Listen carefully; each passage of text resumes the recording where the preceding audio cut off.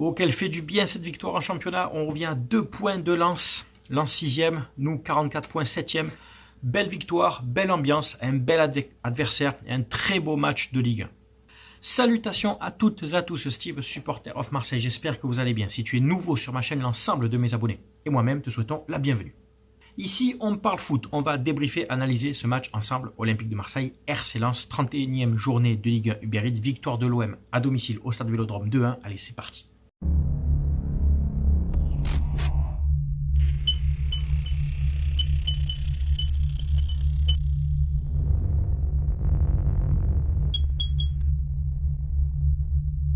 Tout d'abord, comme d'habitude, l'ambiance.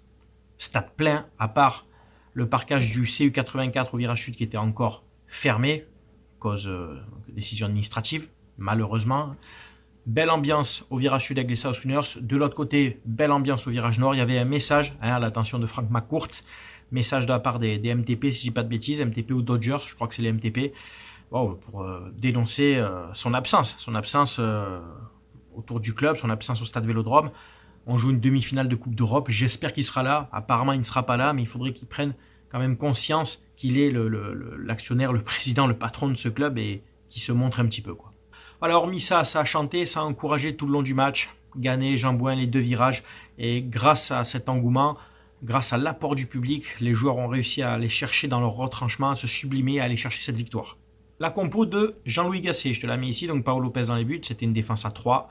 Balerdi, Gigot, Murillo dans l'axe, Klos piston droit, Garcia piston gauche, Gay en 6, Harit, Verretou un cran plus haut, et devant on avait la paire Aubameyang, Ndiaye. Il fallait pas rater le début du match, puisque avant la première minute de jeu, Murillo sur le couloir droit envoie un ballon en profondeur à Ndiaye qui fait un contrôle orienté, qui se l'amène dans la surface. Centre tout de suite au niveau du point de pénalty, le Lensois loupe son dégagement, enfin ça lui passe à côté de la tête, et Aubameyang qui la reprend bien sans contrôle, du pied droit, complètement décroisé au ras du poteau. Brice Samba ne peut pas la prendre et ça fait 1-0 au bout d'1 minute de jeu. On continue, le match se passe bien avec beaucoup d'intensité. Lens aussi, belle équipe, belle opposition. Lens qui est venu aussi avec de belles intentions pour venir chercher un point. Parcage Lensois d'ailleurs visiteur bien plein aussi, il faut le souligner. Et Lens a des occasions. On a un Paolo Lopez décisif aussi sur sa ligne. En face, on a des occasions. Un contre mené par Aubameyang sur un dégagement de Paolo Lopez. Mais malheureusement, il tente encore ce fameux piqué. Il tente toujours des piqués Aubameyang, alors que là, il avait juste à la limite à continuer sa course, à éliminer le gardien, qui était déjà bien avancé. Il aurait eu plus qu'à pousser, mais avec des si, tu me diras. Mais c'est dommage, parce que c'est un but que Aubameyang aurait pu s'offrir un doublé et nous faire un peu respirer avant la mi-temps. Après, on a eu des frappes de Verretou. Verretou d'un pointu qui passe à côté. Après Verretou, une frappe qui est allée dans les stratosphères. C'est un Verretou qui a encore joué tout le match. Et je trouve ça un peu dangereux de le faire jouer encore tout le match avec la répétition des efforts.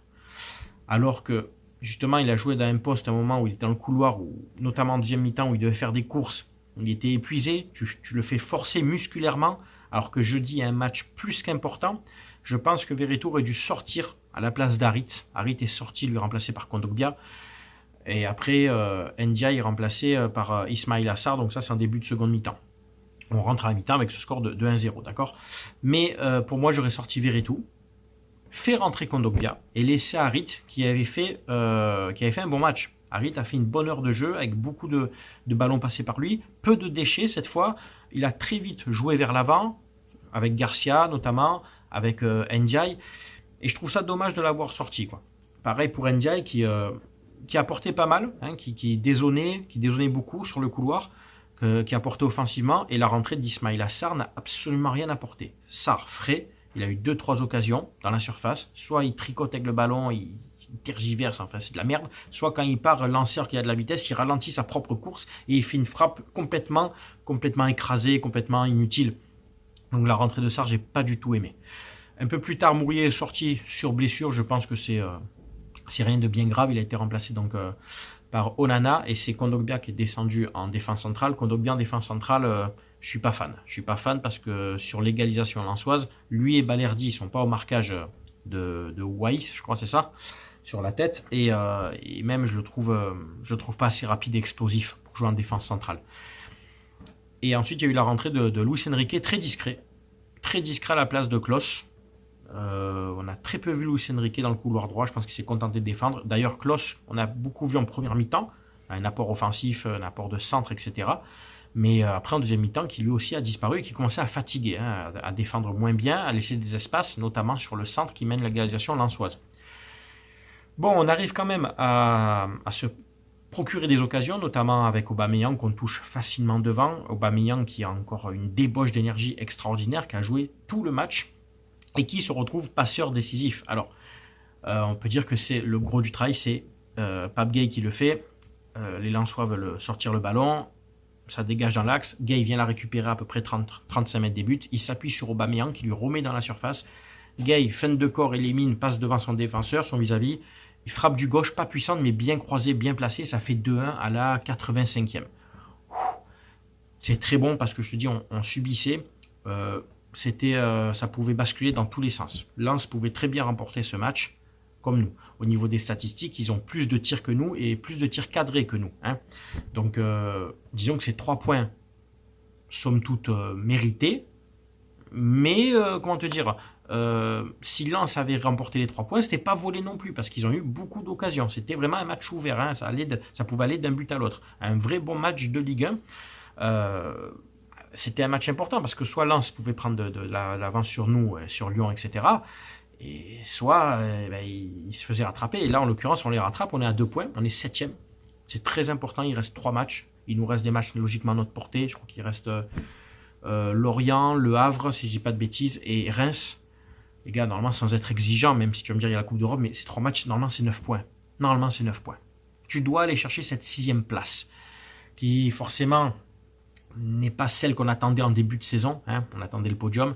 Mais si derrière, tu vas chercher une finale d'Europa League, et après, on parlera après de la finale, mais si déjà tu vas chercher une finale d'Europa League, et que tu arrives à une 6e place, tu auras limité la casse. Tu auras limité la casse, mais après, je vais vous dire, on peut s'en prendre qu'à nous-mêmes. Parce que ne pas battre Metz à domicile à 11 contre 10, ne pas battre Metz chez eux à 11 contre 10, ne pas battre Monaco à domicile, bon alors là, c'est vraiment un cas isolé, là, c'est Vitinha qui a tué, tu nous as coûté 2 points. Vitinha a coûté 2 points d'ailleurs sur ce match-là.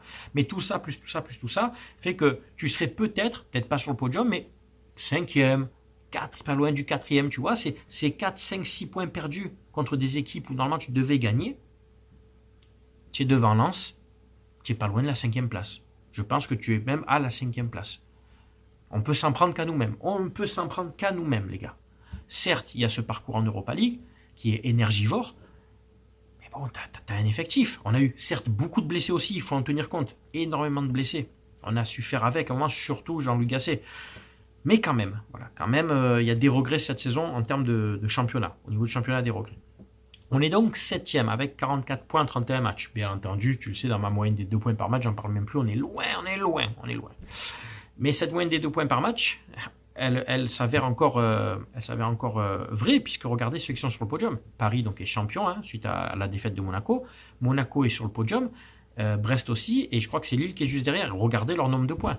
Ils sont quasiment à 2 points par match. Et il les faut si tu veux être sur le podium. Voilà.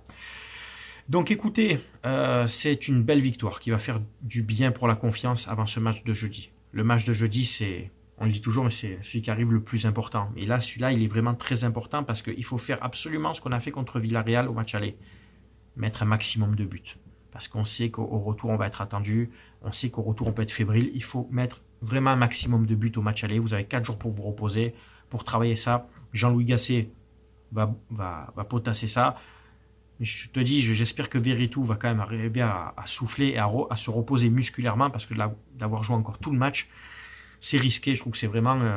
alors que tu vas en avoir besoin. Tu vas en avoir besoin en Coupe d'Europe. J'aurais fait jouer Amin Harit, moi. J'aurais maintenu Amin Harit. En plus, techniquement, c'est le joueur qui a porté. Mais bon, c'est comme ça, c'est le coaching de Jean-Louis Gasset. Voilà. N'oubliez pas, jusqu'à la fin du mois, jusqu'au 30 avril, donc vous pouvez adhérer... Enfin, vous pouvez même adhérer après, mais si vous voulez adhérer avant le 30 avril, vous serez inscrit pour le tirage au sort pour gagner un maillot, le maillot du mois d'avril. Ils sont déjà 31 à avoir adhéré au niveau 2, au niveau ultra, à 3,99 €, adhésion à la chaîne. Hein. Vous pouvez regarder, tu cliques sur rejoindre, il y a 2 niveaux, supporter et ultra. J'ai fait une vidéo spéciale pour les adhérents, hein. Même les adhérents supporters peuvent voir la vidéo. Et si tu es adhérent au niveau ultra, donc tu auras aussi accès à des vidéos supplémentaires et tu seras inscrit au tirage au sort pour tenter de gagner un maillot de ton choix. Si tu es tiré au sort, tu choisis le maillot, la taille et les frais de port, je te l'envoie, c'est pour moi bien sûr. Vous êtes 31. Toutes les tranches de 20, c'est un maillot tiré au sort en plus. 20, de 0 à 20, un maillot. Si on arrive à 40, même de 0 à 39, c'est un maillot. Arrivé à 40, c'est 2 maillots. Arrivé à 60, c'est 3 maillots. Là, vous êtes 31. Il ne manque pas grand-chose. Il manque 9. Hein. Et encore si depuis, il y en a qui sont adhérés, je ne sais pas. Mais en gros, si vous êtes 9 à adhérer à 3,99, vous êtes inscrit pour le tirage au sort. Et si on est 40, il y aura 2 maillots à gagner. Voilà. Mon partenaire en Chine, n'oubliez pas maillotgo.co, hein, qui vous propose des maillots rétro, vintage, récents, équipe nationale, club, de l'OM, hommes, femmes, enfants. Ça fait 3 ans que je travaille avec, la qualité est très bonne. 15% de réduction avec mon code SOM et 5% de ton panier reversé dans la cagnotte pour les 2 associations avec qui je collabore depuis 3 ans aussi également, les Petites Sœurs des Pauvres et Sourire à la Vie. On en est à 4 000 € de dons les gars, 4 000 € en 3 ans. Et on continue et on continue. Donc voilà, le partenaire en Chine, maillotgo.co. N'oublie pas le code SOM. Et les frais de port offerts à partir de 79 € d'achat. Voilà. Donc c'est gagnant, gagnant, gagnant. Voilà. C'est tout pour cette vidéo, j'espère qu'elle vous a plu. C'est bien entendu à vous de commenter, de donner votre avis, que tu sois supporter de l'OM, de Lens ou d'une autre équipe. Tu sais qu'avec moi, on respecte toujours les avis de chacun, si bien entendu ton avis est respectueux également. Voilà. C'était Steve, supporter of Marseille. Portez-vous bien, à très bientôt. Ciao, ciao tout le monde.